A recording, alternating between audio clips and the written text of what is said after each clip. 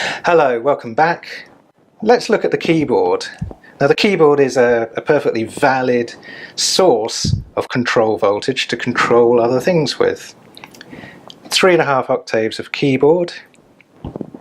It works on the volts per octave principle, as did many synths. Not all. Some synthesizers, and in particular earlier Korg synthesizers, operated on a volts per hertz. So for a specific increase in frequency, you'd increase 1 volt.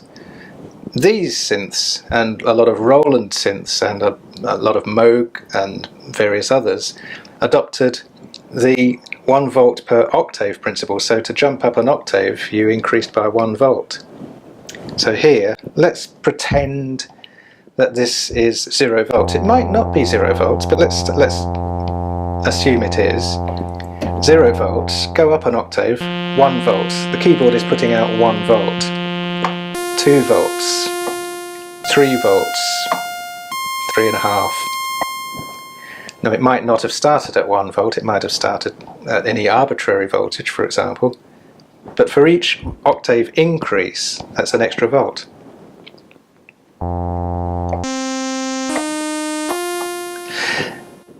It is, as the name implies, polyphonic. Well, it's partly polyphonic. It's actually what we call paraphonic. I'll get to that in a short while. So it can act as a monosynth. Now, most analog synthesizers of the day were monosynths. In other words, you can only play one note at a time. This, you can actually play 4 separate notes. It will pick up 4 individual key presses. And what it does is it assigns them to the VCOs. We'll have a closer look at the VCOs later. But look what it's doing. These LEDs here, it's actually gating the VCOs on. That's gated VCO1 on. These, unlike most analog synthesizers of this age, these VCOs are not free running.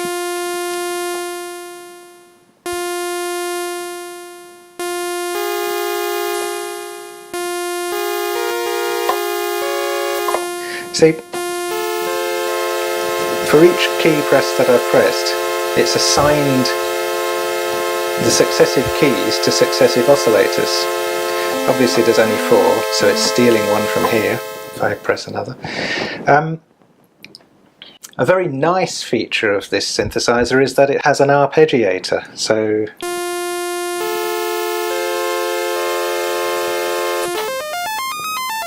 it can arpeggiate through. Now in poly mode it's going to arpeggiate through the VCOs. In mono,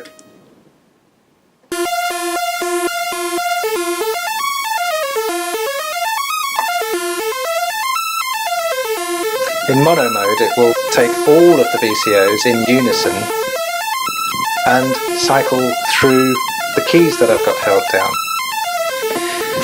We can do it within 1 octave, 2 octaves, the full keyboard range, up only, down only, or up and then down. Now that's not very sophisticated by today's standard, but it's a useful musical tool nevertheless, and we can latch it so that I can then go away, have a nice cup of coffee, and that carries on playing. Anyway, no surprises there, it's not doing anything that a modern arpeggiator can't do.